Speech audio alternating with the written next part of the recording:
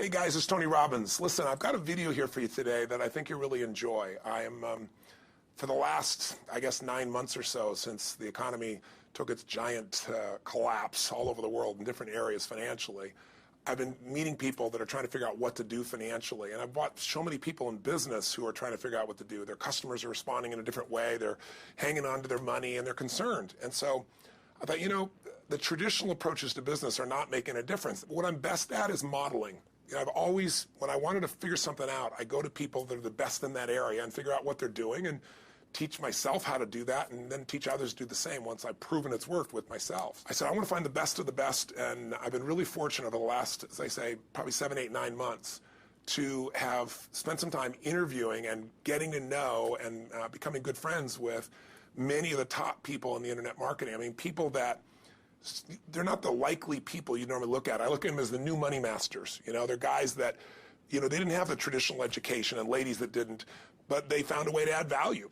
So whether you're looking for, you know, opportunity to figure out how to have a second income stream, or you have some form of business you're considering being in or you're in and you want to learn some tools, I thought I'm going to create some great products for this, but I thought I'd just send you out first a neat little interview that I did with them. These guys called me up and said, can we come by? I'd love to chat with you. And I said, well, we're going to chat. Let's put it on film. So we just knocked around, and what they wanted to ask me was, look, you know, we've spent enough time with you. We know you know how to get people to take action. I said, well, come on over and let me kind of get inside your heads a little bit. Let me see why you follow through. Why do so many people say they're going to do something and then never follow through? And a few people do something inside their head and heart that gets them to follow through. So I just thought you might enjoy this conversation we've had. It's with Frank Kern and John Reese, two of the best in this industry. And you know, I think you'll find it interesting. Maybe you'll be triggered a little bit to think about what will get you to follow through too. So this is my little gift to you. I hope you enjoy. We got the dialing. Thanks. Tony, what's up? Good thing, man. How about you? I'm good. Listen, we've got a serious issue that I think is affecting our market, and we need your help. We actually don't know if we can solve this problem, but we think that you can. So we want to barge in today. We're kind of riding around anyway. I know you're shooting and stuff, but if you got a couple minutes so we can pop by, that sure would be helpful. Okay, well, I'm honored if you help me. Come on over. I look forward to seeing you. Okay. See you, man. All right, man. Bye. Look forward to seeing you, John. Bye-bye. Yep, that's it. So why are we in a hotel anyways? They use this place a lot to shoot stuff because it's got a really nice background. Oh, so really nice outdoor filming stuff. different guests and interviews and TV commercials? Hey, man. How's it going? Come on in. All right. Thank you. Hey, Tony. guy. What's up? How you doing, man? What's all this? Doing a little leadership filming now. That's awesome. Good to see you. All right. Thanks for having us, man. How you doing?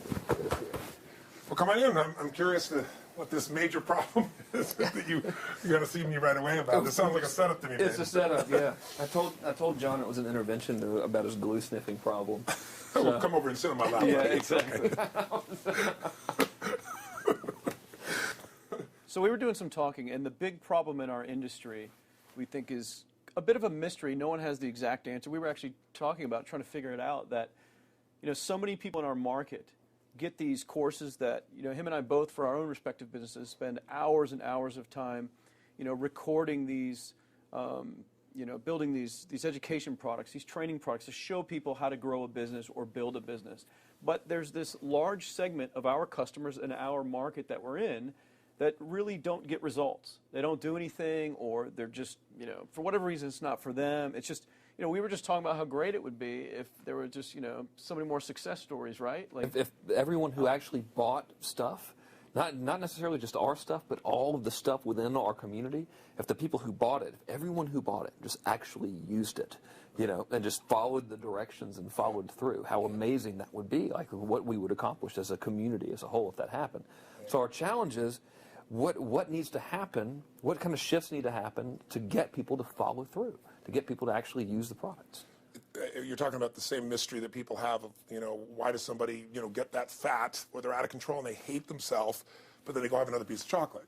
Or, you know, why does the person who's just, the doctor just told them they have cancer, lung cancer, and said you've got to stop smoking, and some studies show 70% of the people keep on smoking. So you're not talking about a minor issue here, right? It's part of life.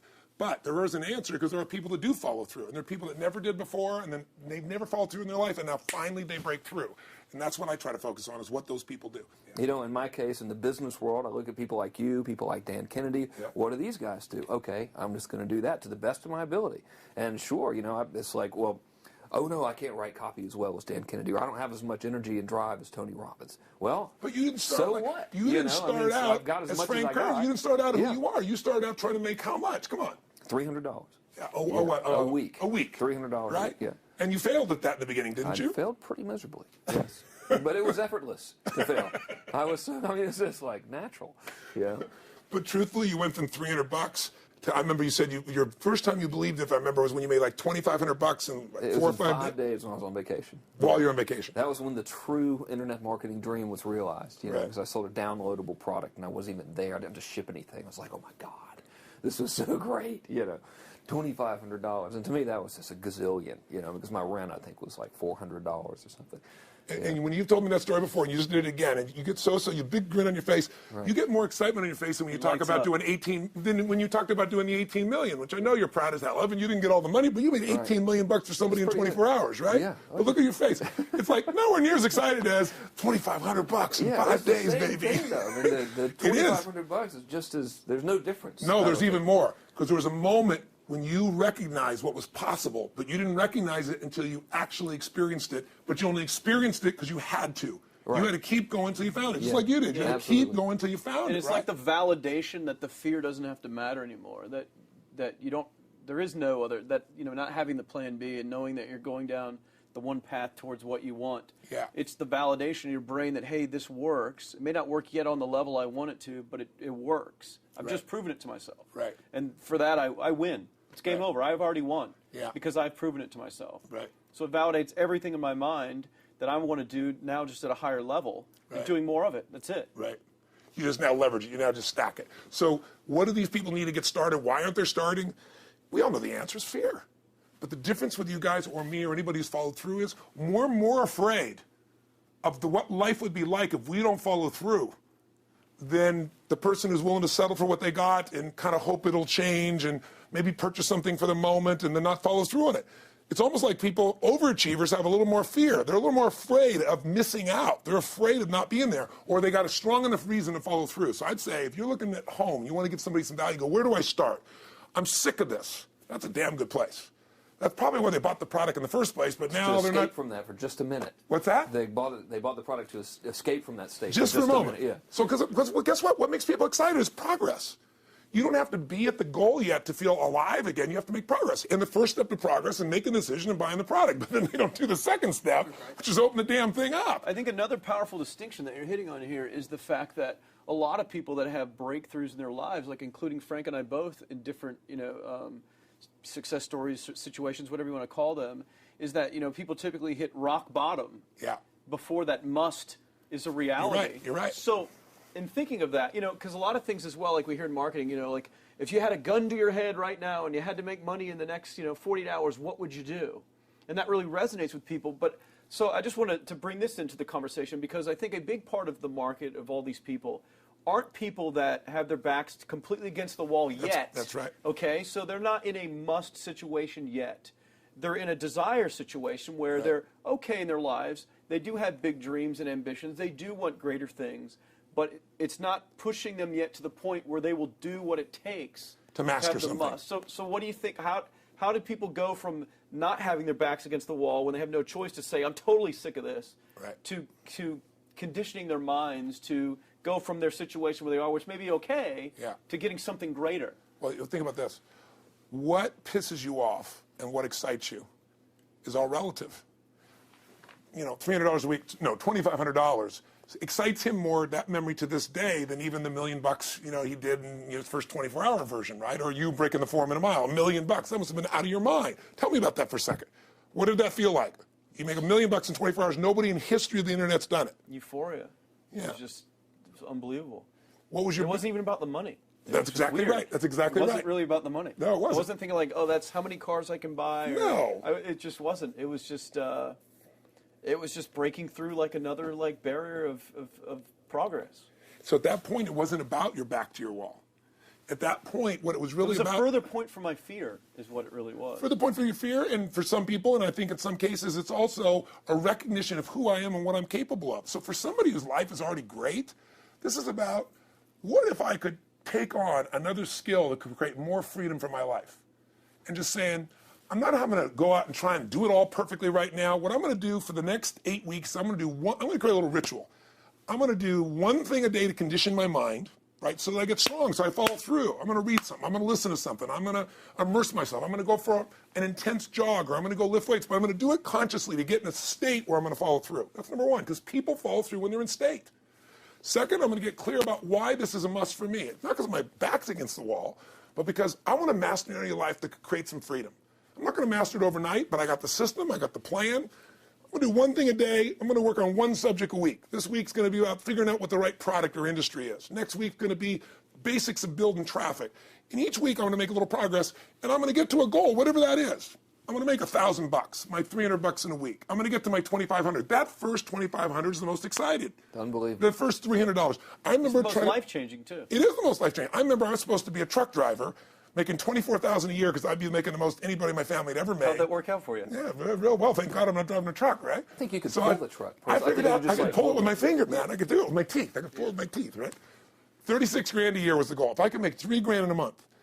When I did that, was out of my mind. And then it was like, could I make 10 grand a month? Then it was 10 grand in a day, then 100 grand a day. Then could I make $1 million in a day? I had a day where I made $400 million in a day. The stock value of the company I took public, my personal stock.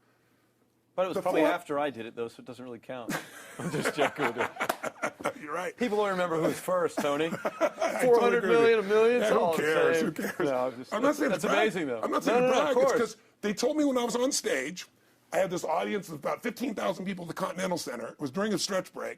I was doing what I loved, rocking the house. Everybody's going crazy. And they go, their stock's worth $400 million right now. I was like, wow, that's cool. It's like, okay, no one sounds stupid. It's like, what's next? And I went right back to what I loved.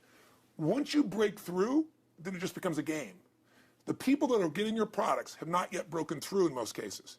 The breakthrough happens by conditioning your mind every day, by feeding it a role model or story. It's putting yourself in a peak state where you follow through by getting physically strong. It's creating a little ritual of doing a little bit each day, and then you get momentum. But the most important thing of all is what we started out with. Why? Absolutely. Why is it a must for you? It doesn't have to be you're against the wall, but it has to be something you're hungry for, because the only difference in people is hunger. And if you're not hungry, get around people that are hungry and something will hit you.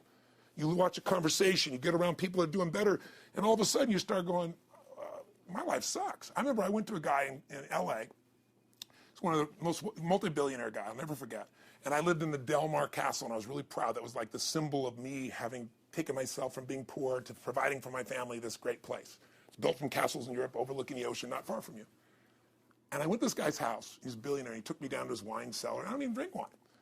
Went through this whole thing. At the end of the night, I was depressed. I lived in the Del Mar tenement, as far as I was concerned. I really was. I was like, I live in a crappy place, and all my standards changed.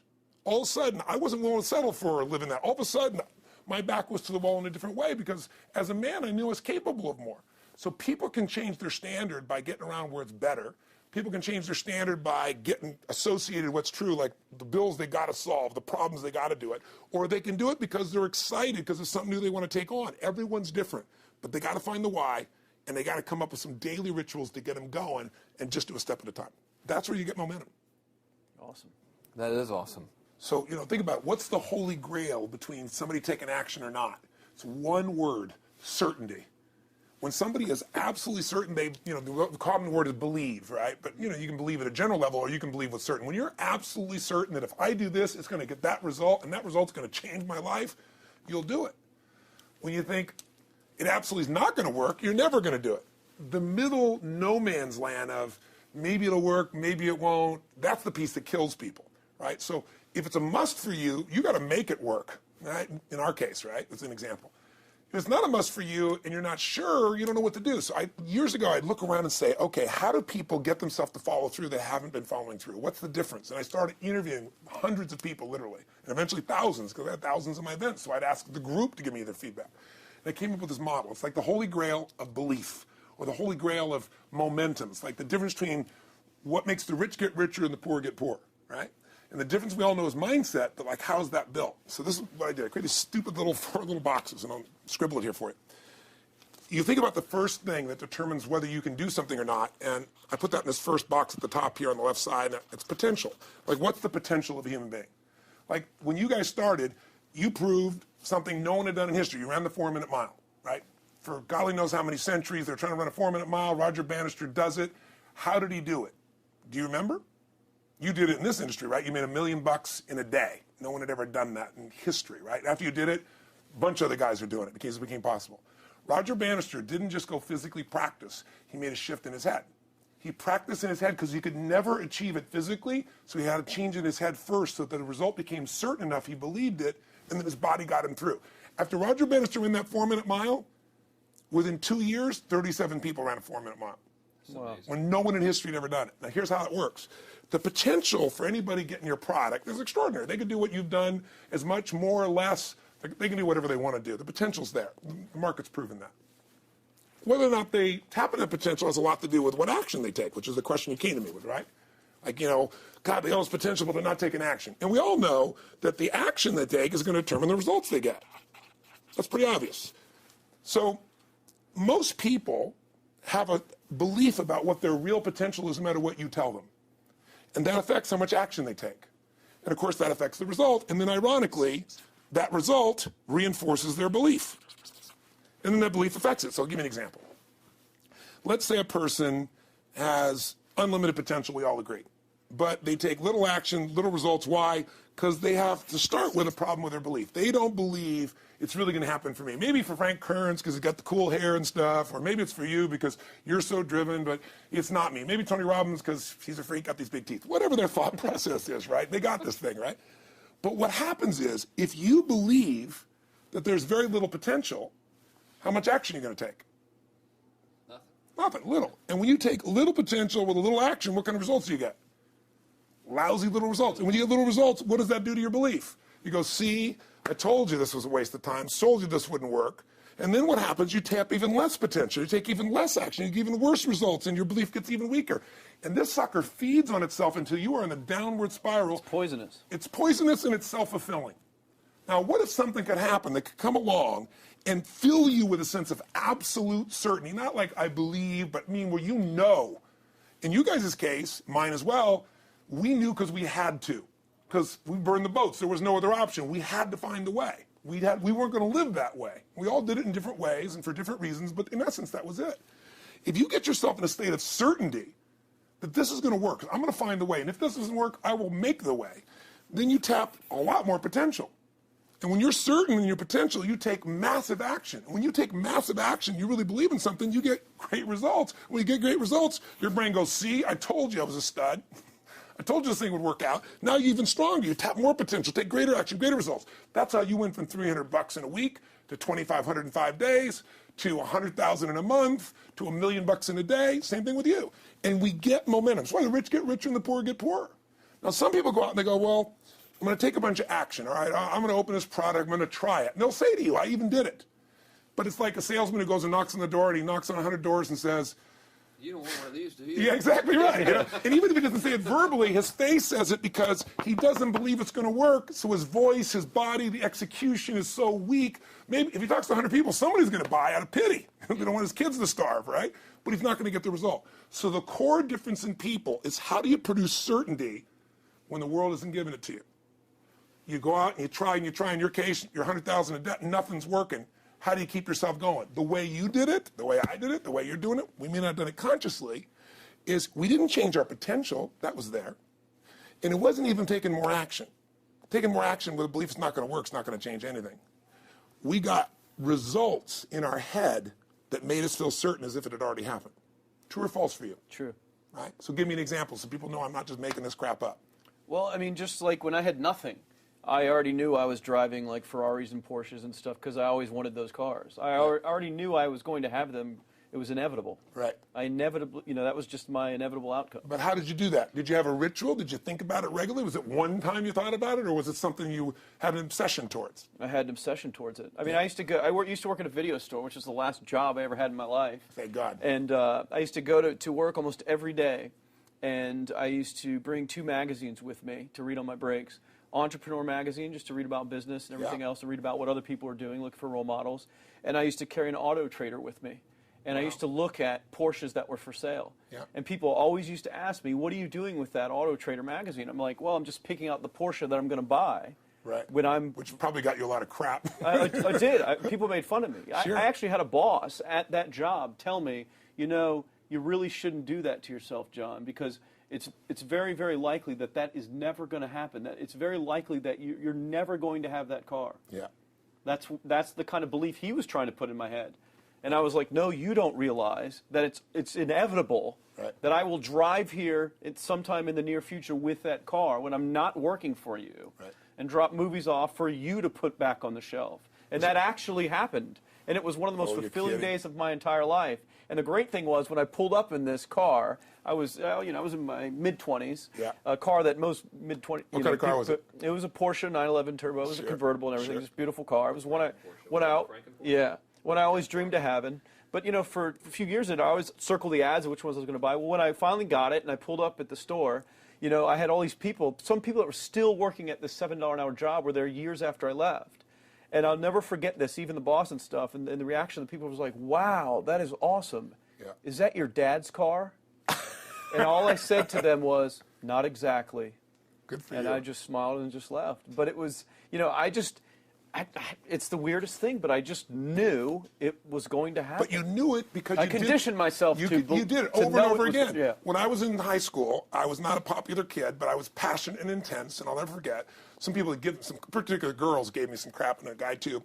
And I wrote in their journals or their annual yearbook at the end, I wrote, someday, I said, you treated me like hell. Someday I'll be rich and famous, and you'll be an effing truck driver.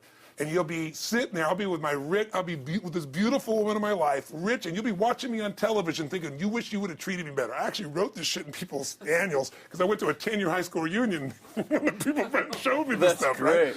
But it's like, I burned the bridges, baby. I was like, this is how it's going to be. So I'll give you a perfect example of this. They did studies, many have been done at this element, where they want to say, how much does the mind affect performance? So they take basketball. And I've worked with a lot of NBA players and turned them around, and one of the problems many of them have is they'll choke on the free throw line. Well, everybody knows in that case, if you normally shoot really well and now you're not, something's interfering, something's getting in front of your state, some uncertainty, right? Obviously. So they take a group and say, we're going to make them better. How do you make somebody better who's got this mental block? So they take a group of guys and they're going to do free throws, and they do one group where they just practice for 6 weeks. Totally intense practice, and I forget the number of free throws, but they got to do this many free throws every day. Take a second group, and they have them not practice at all. Obvious. And they take a third group and they don't let them touch a basketball. All they do is have them practice in their mind, but the key is it's not practice makes perfect, it's perfect practice makes perfect, as corny as that sounds. So these guys see themselves making the shot every single time, conditioning their mind and body that it's perfect every time. They're not interrupted by a reality that would screw with them. So at the end of 6 weeks, they tally it up, and now they give them a test to see who has the highest free throw percentage success. What do you guess it's going to be? Well, the obvious person says, obviously, it's not the guys that didn't practice, but which one is it, the mind, or is it the ones that actually practice? I'm assuming the mind. Yeah, you would assume it because it's true. Right. You intuitively know the truth, that practicing's not enough. It's getting yourself so certain so many times that now when you go to do it, there's no hesitancy, and you execute. It's having that absolute certainty that makes you tap your full potential, take massive action, get massive results, be reinforced to having stronger belief. This is what makes somebody a star at anything. It's like Jack Nicklaus, the golfer. Yes. He visualized every shot and where it was going, landing right where he wanted it before he ever hit it. Every single time. And what do most golfers do? Every single time. They just take a practice swing and they kind of hope for the best and point in the right direction and hit it. And some of them, if they've had some bad hits, what are they really focusing on? What I don't want to do. Exactly. And that's the same thing here. So I'll show you a little stupid little physical technique for this. So stand up for a second. You guys going to do this with the camera show? So try this for a second. So just put your feet together, and then put your right index finger straight out in front of you like this. Okay? And all I want you to do is I want you to just turn clockwise comfortably as far as you normally turn. Just notice where you naturally stop. Go ahead and turn clockwise. People at home can do this too. Keep your feet straight. Notice where you stop. Come back around to me. Back around to me. Okay, good. Yeah, you're really good at this, right? Drop your hand. Now let's do something really simple. Close your eyes. And you don't even have to visualize, just feel. I want you to imagine your finger coming back up again. And this time, see and feel it coming up. Don't actually make it happen, but feel like it's happening. Imagine in your mind that you're actually doing it. You're seeing it, you're feeling it.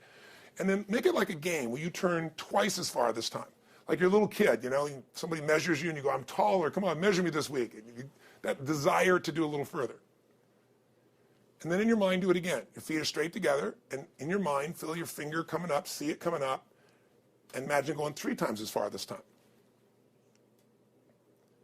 And then one more time, bring your finger up, and you're like an owl. Your feet are straight, and you turn all the way around, and it comes all the way around to the front. See it and feel it and enjoy it each time like it's a game, like you can't wait to go further. And you know you do, every time. And when you can feel that, and it feels good, then open your eyes, and now put your finger straight in front of you, and turn as far as you can comfortably and see what happens this time. Go. Break my back. Now notice, I don't know if the camera's got it, but you don't even have to ask the camera. You can ask yourselves. Come back around. Did you go further this time, yes or no? A lot further. A lot further. 50% further. 50% further. How much further for you? About the same. Yeah. The average person will go 25% further. Now here's the question. We're superior. We're superior pointers. There you go. So your right finger pointer. Thank God. So, did you have the potential to turn as far as you did the second time, the first time? Yes. Why didn't you? I didn't believe it, I guess. We have beliefs about stuff we don't even know we have beliefs. You have an unconscious belief about how far you can turn comfortably. The first time I did it, when I pointed straight back, Yeah. I thought that probably shouldn't even go that far, like it was going to hurt me, or that I wasn't capable of going any farther. It's like, And how much further did you go this time? And the camera I knows pointed over there, That's about exactly over there. right. Now here's the difference. The potential was there the first time, and you took action, and you got a result. But it was 50% less than what you did later on. And the only difference is they changed your belief. How did I change your belief? We didn't work harder on your potential. We didn't take more action. I got you to see the result in advance. I got you to see it vividly 2 or 3 times. That's all. Of going further, and then your brain went, oh, I know what to do. Boom, it went there. Isn't that what you did by looking at your cars every single day and envisioning it? I mean, isn't that what you did when you created whatever the vision was? It was $300, $2,500, $1 million in a day? Yeah, that's what's missing for these people. They're not getting that execution is everything, but it doesn't happen if you don't get the psychology set of a state of total certainty. And you just change that 50% in 3 minutes worth of visualization. And visualization is only one technique. Because I was like losing my balance with my eyes closed, because I was kind of like lopsided. So I got one good visualization in. The rest of the time I was like, I sure hope I don't fall down on camera with my eyes closed. It's going to look really dumb. I'm going to have to do it. So you don't even have to be good at visualization. You can still get the improvement. So I want you to get, you ask the question, what is that difference in people? This changes people's certainty. People are uncertain they're going to succeed. They want it, but they're afraid. The best way to deal with a fear is get a big enough reason that makes you have to succeed, or condition yourself where you see it and feel it so often that you're certain that you just do it. That's all it really takes. That's awesome. You know, this worked. I was thinking this while you were talking about going to the Sit down so we can hear this, and we'll go. You were talking about working in the video store and looking at the Porsches and stuff. I used to drive around in my car, doing the cold calling with the credit card machines. And one way that I would avoid cold calling, the pain of like cold calling and knocking on doors and everything, would be to listen to your stuff and listen to Jim Rohn stuff. Wow. Just drive around, no particular destination, just to listen to it. And strangely, I still like to drive around. I prefer to listen to that stuff in the car for some reason. It's because it's where you got imprinted. I guess. I mean, it's like, well, I'll just drive up and down the coast and check out the ocean. Yeah. So I would drive around, and I would envision myself holding those types of seminars and teaching people that kind of stuff. And 3 weeks ago, I was teaching a seminar in San Diego, and I was talking about beliefs and envisioning things, and I had to stop. And I shared with the audience, I was like, you're not going to believe this, but I actually used to envision this very moment of me talking to you right now. So it really, really works. Definitely works. Makes a difference, I'd say. I'll tell you what, I worked with Andre Agassi in 1993, I think it was. He'd been #1. He dropped to 32nd in the world. And he was literally ready to quit with no exaggeration. His father was managing him, and he was so angry with his life. And he went through some, I think, wrist surgery at the time, and he's working on his swing. And he was dating Brooke Shields at that point. They weren't married, and not his current marriage, obviously. And so she said, you got to come see Tony. She goes, I don't need motivation. He goes, he's not motivation, man. He's strategy. He'll show you how to make that shift in your head. So he comes. I work with the guy. In the beginning, he's saying, do your magic stuff. Like, oh, yeah, great, thank you. And I said, tell me, if you ever hit a tennis ball perfectly, and I'm trying to get him in the zone to remember that time, like you visioned, where he was perfect at it. He goes, of course I have. And I get him vision over and over again. And finally, he's in the zone. He's feeling that again, right? He's seeing it, and he's feeling certain, and the swing is going perfect. And I said, how's that feel? He goes, it feels perfect. I said, but are you thinking about the swing? You're not thinking about the swing. You're not thinking about how to do it. You're just seeing the result you want so vividly that it's there. So all I did was train him how to go in that state over and over again. He won the next weekend. The second weekend, he came in second. Within 6 months, he was #1 in the world again, and he gave me unbelievable credit. But all it was conditioning the mind. You did it with tape, so did I. We were just talking about this earlier, Pam and I used to go when I was 17 years old down in downtown Los Angeles, this place called Night Education, K-N-I-G-H-T, like in the night. And I'd save up all my money, work as a janitor, and I would get these tapes and listen to these things over and over and over again. I went there for years, and I didn't have enough money, and I leveraged everything I had, but I knew how to train my mind. It's the one thing I knew how to do. This man's name was Mario. I saw him in his 80s. You know, he obviously knows how my life turned out and was very proud of the role he played in that process. He used to tell people the story. This guy's the real thing. He didn't just start out this way. This is how Tony did it. He listened to these tapes. He conditioned himself, right? This is the real stuff. He passed away a few years ago. I'm calling his house, and he passed away, and his daughter was there, and she wanted to share with me that how I touched his life and so forth. But the best thing was, I thought, you know what? I want to get those tapes. I want to get that stuff that conditioned. You know, I want to go back to that moment like you did of, you know, that moment was visualizing, now I'm living it. And she said, he left all this in his will to you. So I have all these tapes now that are from the time when I originally went through, and like I'd go to sleep and I had these sleep tapes that conditioned my mind to believe that I could succeed even when I was sleeping, or to build energy in my body. And anybody who wants to succeed has got to know it doesn't just happen. You can buy a product, but you also, with that product, have got to condition yourself. You got to make it a must, and you got to get a ritual. And if you do it, whatever you used to dream about you thought was so huge, you'll just live it. You'll live it like you lived this yesterday. Like we're all living the life that we envisioned because we had to, and because we played this game with our head. We got the belief to be real by seeing it enough times and feel it enough times till our brain believed it, and then it made it happen. Which raised the potential, which made us take more action, which got us better results, which raised our beliefs again. That's right. And then that's why the rich get richer and the poor get poorer. So instead of bitching about it, change it. And this is how you change it. It's like a self-fulfilling prophecy. Completely. It's pretty easy to change. Just that one simple exercise was amazing. I'm still like, holy crap, you know, I wonder what else I can do now. But look what most people do. Most people do the opposite of that, right? They get the product or they think about doing it, and what do they envision? It's not working. That's right. The excuses. So they envision it not working. As soon as they envision it not working, they feel uncertain. As soon as they feel uncertain, how much potential they tap? Little, if anything. And so they send back your product, and they didn't listen to the damn thing, you know? And guess what? What does that do, by the way? They make that as another lousy result in their life. I didn't even follow through on that, and they believe even less. This process is the Holy Grail. It's where the whole game changes, and anybody can do it, and they can do it in a few minutes. And if they do it a few minutes each day, then they get a different life. They do it a few minutes one time, their life changes for the day. We're defined by our rituals. Everybody's got rituals, certain things they do every day. And what we three have in common, and anybody that I know of who has a life that they're living that was once a vision, is we saw it again and again and again, even when it didn't work, even when you lost 100 grand, even when I'm working as a janitor. There's something we would not give up on. And if somebody watching wants to change their life, they got to decide what they won't give up on, and then put themselves in the state of momentum by a couple little rituals. That's all it takes. And I think especially when it comes to anything related to making money, like making money products or promises or courses, people are so inundated with scams and all this garbage, true garbage, that, you know, their natural thinking is that they're so skeptical.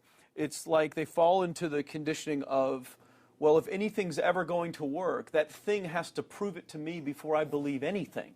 So when they go to approach the thing to make more money with, they're like, well, I'm starting at zero, and this thing has to prove to me that it has any potential at all before I believe that it will. Don't you agree with that's the case? Unfortunately, I agree it's the case, but here's the truth. When somebody says to me, in my business, even more, because a lot of people think I'm a motivator.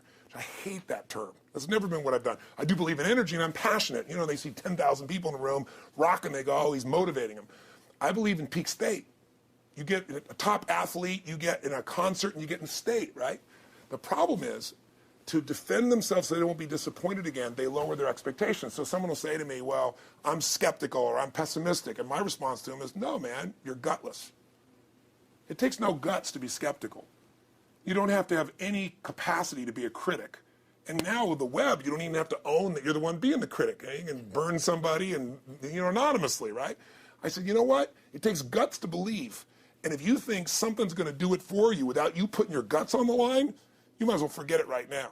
So this idea that I'm skeptical or they got to prove it to me, it's the biggest lie. What that really is your fear talking. You're so scared of failing, you don't even want to get your hopes up. And if you don't get your hopes up, you might say, well, what if they get their hopes up and somebody gets disappointed? How many disappointments have we experienced in our business careers and in our lives? The difference is some people take disappointment and let it destroy them. Other people take disappointment and let it drive them. And you get to choose. Are you going to turn this thing into why it didn't work and a bunch of stories and excuses, or are you going to take this thing that didn't work and figure out what are you going to do to make it work? And it may not happen the first time, the second time, the third time, but the people that are relentless find the way. And it's the common denominator in all these guys that are kind of our friends or family, money masters, the new money masters is they all did it with will. Nobody here inherited this stuff. Everybody figured it out. And keep figuring it out. And it's going to keep changing. And you say, you know what, 1% of 99% of the money being made is being made by 1% of the people, because only 1% of the people will condition their mind and condition their body and follow through some daily rituals. The rest will tell a story about why it didn't work, how it wasn't their fault. And you got two things in life. You got results or you got a story, And too many people think that that 1% is somehow entitled to it, and they're not. Which is, it's just all in the head. It's all in their the head. belief. It's all in the head, which can be changed with some conditioning, basic conditioning. You just proved it. Yeah, to us. That's fun. That's why I made Get the Edge and Personal Power, because I understood that from the very beginning. Originally it was 30 days, and years later people would say, I've heard all the great results and everything else, man, but I don't have 30 days, and I'd be behind the glass, focus group, watching these people want to shake them, like, you don't have 30 days to change your life, I thought, okay, I'll make it 7 days, just one, because after 7 days you get momentum. I mean, think about it. When do people's lives change? In a moment. It doesn't change in 10 years. Your life may suck for 10 years, but there's one moment when your whole life changes, the moment you decided. When you said, no more, and I'm doing it, and you kicked yourself in the ass, and you made yourself go do something, right? When you finally said, enough, no more, I quit, or let's begin, or I love you, there's a moment when somebody's life changes. And that can be gotten in a couple of days. So people watching don't have to wait until they've mastered everything. They got to get started and do what's next, and just put themselves in a state where they start making some progress. Well, there it is. I think that's the answer that can help solve that problem with a lot of people. They'll just pay attention to it and do it. The bottom line is, all three of us and some of the people that we consider as family that are part of this process, we've all done well, and we don't need to do this stuff. We're able to do the stuff because underneath it all, people can see in your eyes, Frank, when you talk about $2,500 you made that day and the joy, right? Or you talking about not willing to settle, and just, I don't care what they say. They tell me I'm going to sit here and I should lower my expectations. I'm going to be driving my car in here and they're going to be delivering a video to me. There's something inside of every human being that will make it click, that'll make it so that today is not like yesterday and tomorrow will be different forever. And that process is an emotional hook. And what I hope is people watching this stuff, maybe something in here will piss them off enough or remind them of something or say there is a plan and it isn't just luck.